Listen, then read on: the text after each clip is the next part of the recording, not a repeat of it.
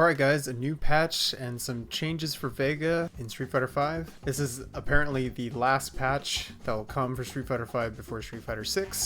So let's take a look at what happened. Vega got a new move called Face Reveal. So all this basically does is remove the mask intentionally instead of having it removed from you blocking and taking damage. While the mask is off, you do get 10% more damage, but you take 10% more damage.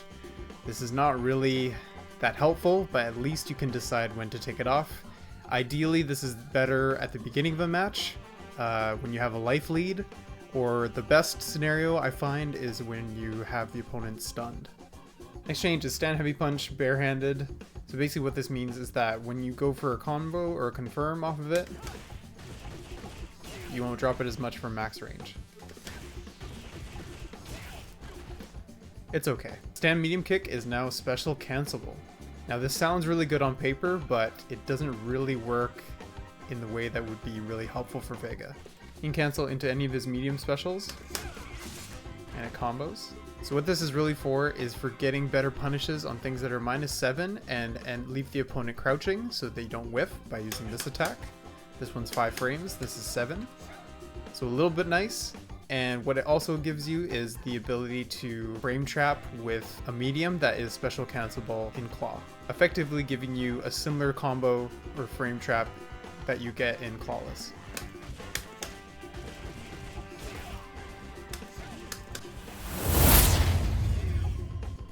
It's a little bit weaker, but at least it's better than nothing.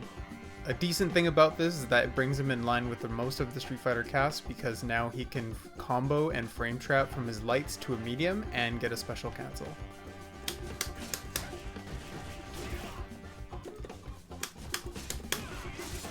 Unfortunately, he can't get any Oki.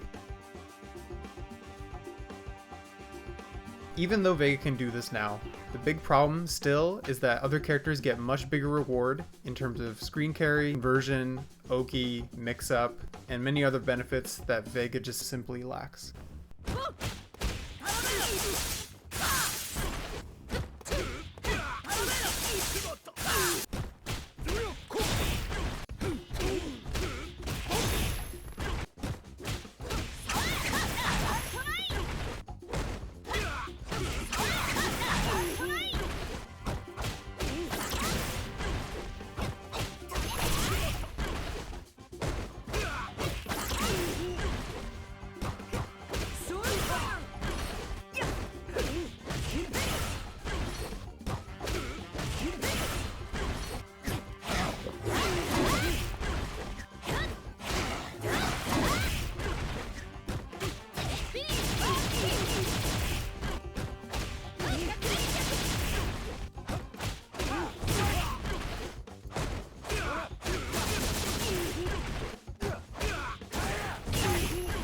Another downside is that he can't frame trap 3 frame normals or even 4 frame normals from that frame trap.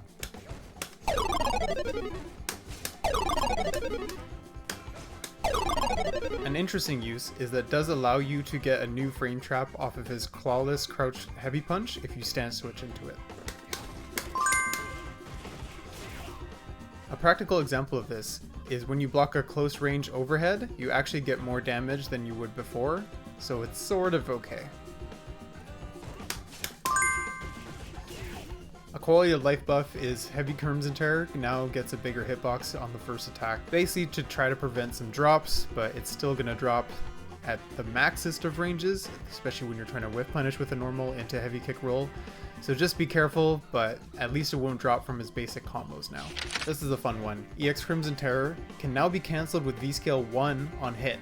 What this does is it allows him to use a metered combo while still gaining bar for V-Trigger.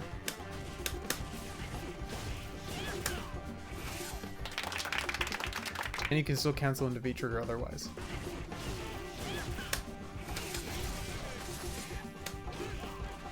This one's pretty controversial for me. I feel like it's partially a nerf because of the damage reduction, but you do get some more combo opportunity, which I guess is better than nothing. But V-Trigger 1, the downward air throws, allows you to juggle from it.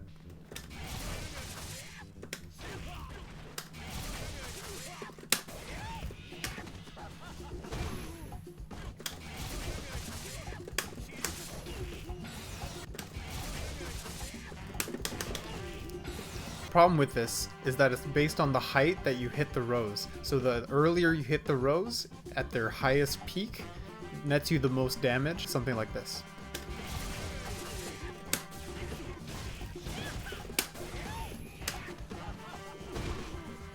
If you're a bit off, which is very easy to do with Vega sometimes, and causing you to miss the combo entirely, waste the bar and the V-trigger.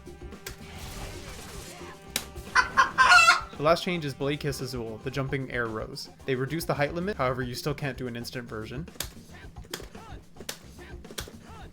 But you're also allowed to do it from a neutral jump now, which is nice for fireball punishes.